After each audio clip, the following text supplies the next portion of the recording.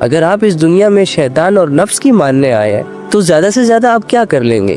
زنا کر لیں گے، چوریاں کر لیں گے، قتل و غارت کر لیں گے، بڑے سے بڑا گناہ، بڑی سے بڑی بے حیائی، بڑی سے بڑی گمراہی کتنا فائدہ دے سکتے ہیں ایک انسان کو؟ زیادہ سے زیادہ نفس اور شیطان کی غلامی میں زیادہ سے زیادہ امیر ہو جاؤ گے، لڑکیوں کا مجمع اکٹھا کر لو گے، مشہور ہو جاؤ گے۔ جس طرح گناہوں کی لذت بہت تھوڑی ہوتی ہے نا، اسی طرح غلط راستوں پر چلنے سے جو کامیابی ہاتھ آتی ہے نا، اس کی مدت بھی بہت کم ہوتی ہے۔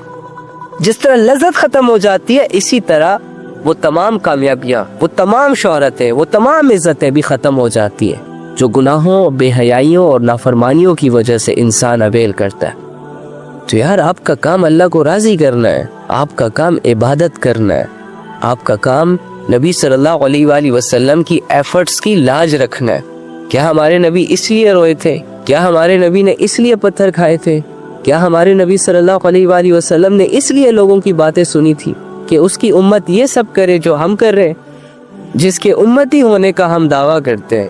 کیا اس نبی نے ایسی امت کی خواہش کی تھی کہ جو امت اللہ اور اس کے رسول کے نام پر لوگوں کو دھوکہ دے رہی ہے، کلمے کا لباس پہن کر ہر وہ کام کر رہی ہے جس سے پوری دنیا میں کلمہ بدنام ہو، مسلمانوں کی پہچان، مسلمانوں کی شناخت بگڑ جائے؟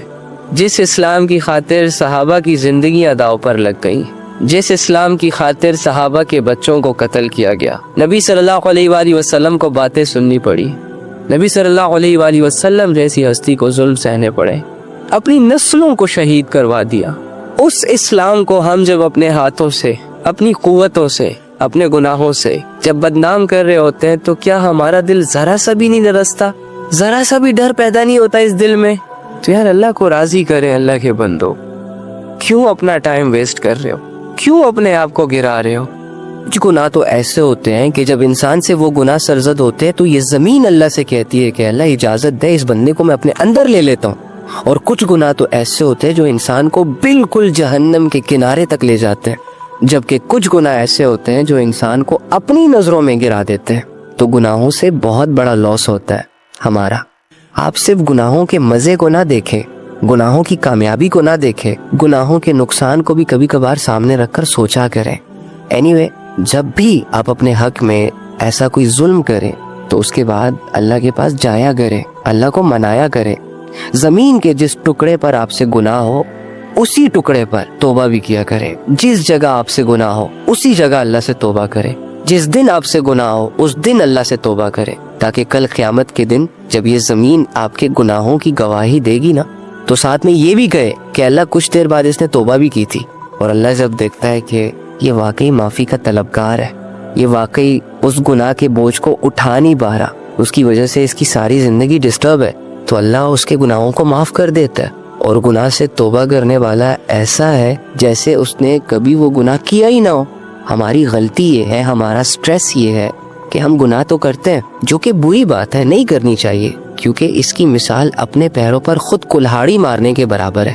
لیکن چلو گناہ ہو گیا، انسان ہے، ہو جاتا ہے۔ اس کی بڑی غلطی یہ ہے کہ گناہ کرنے کے بعد یہ توبہ نہیں کرتا۔ توبہ نہ کرنے کی وجہ سے انسان کی زندگی ڈسٹرب رہتی ہے۔ آپ کو بزنس میں لاس ہوا اور کسی اپنے نے آ کر آپ کا وہ لاس ریکور کر دیا تو آپ کا غم ہلکا ہو جائے گا، آپ اپنے لاس کو بھول جائیں گے۔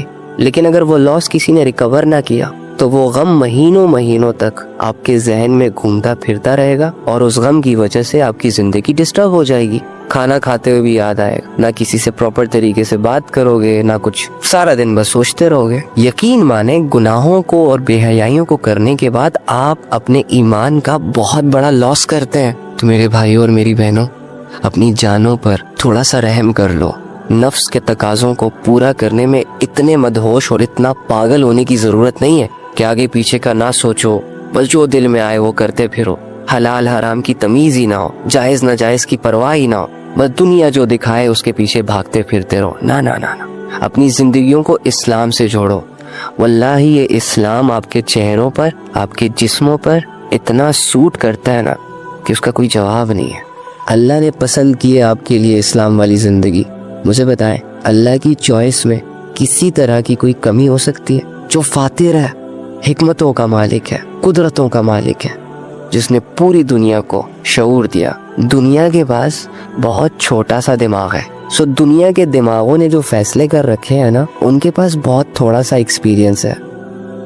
اکثر لوگ نا آپ کے اچھے ہونے کے باوجود، آپ کے لوئل ہونے کے باوجود، آپ کے پاس ایک ہیرے جیسا صاف ستھرا دل ہوتا ہے جس میں کسی کی نفرت، کسی کو نقصان پہنچانے کے ارادے نہیں پائے جاتے، لیکن لوگ اپنی کم علمی کی وجہ سے آپ پر الزام لگاتے چلے جاتے ہیں، آپ کو برا بھلا کہتے چلے جاتے ہیں. کوئی آپ سے دشمنی نکالنے کے چکروں میں ہوتا ہے تو کسی کو آپ سے حسد ہوتا ہے، تو کوئی ناسمجھی میں کوئی ایسی بات کر دیتا جس سے آپ یہ سوچنے پہ مجبور ہو جاتے ہیں، اپنے آپ کو کمپیئر کرنا شروع ہو جاتے ہیں کہ ہے کہ سامنے والا بندہ تو میرے بارے میں ایسا کہہ رہا ہے لیکن میں تو اندر سے ایسا نہیں ہوں. یہ تو مجھ پہ یہ الزام لگا کے چلا گیا کہ تم نے یہ کیا لیکن میں نے تو ایسا کچھ نہیں کیا.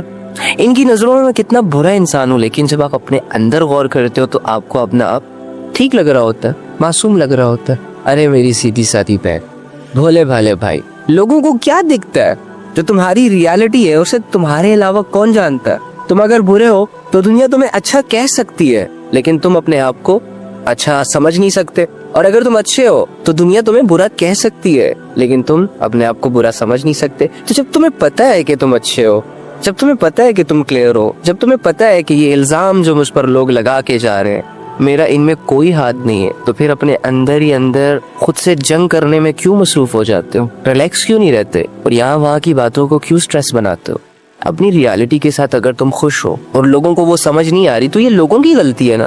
الزام لگانے والے، بہتان لگانے والے، برا بھلا کہنے والے. اگر مجھے اور آپ کو باوجود اس کے کہ ہمارے دل میں کوئی گندگی نہیں ہے، ہم کسی کا برا نہیں چاہتے، لیکن انہیں یہ لگ رہا ہوتا ہے کہ نہیں یہ تو بڑے نوسر باز ہیں، یہ تو بڑے غلط لوگ ہیں، وہی ان کی غلطی ہے کہ انہیں ایسا لگ رہا ہے. تو پھر یا تو اپنا آپ اگر تم پروف کروا سکتے ہو تو پروف کروانے کی طرف جاؤ، اور اگر پروف نہیں کروا سکتے تو اندر ہی اندر سے یہ سوچنا بند کر دیا کرو اس نے ایسا کیوں کہا، اس نے ویسا کیوں کہا، یہ کیوں ہو رہا ہے، وہ کیوں ہو رہا ہے. ہو رہا ہے تو ہو رہا ہے بھائی، دنیا میں بہت کچھ ہو رہا ہے، یہ بھی ہو رہا ہے، ہونے دو، آگے بڑھو. بس اتنا کہو نا لوگوں کو کہ مجھے گنہگار سمجھنے کی زحمت نہ کیجیے، کیا کیا قبول کرنا ہے فقط اتنا بتا دیجیے.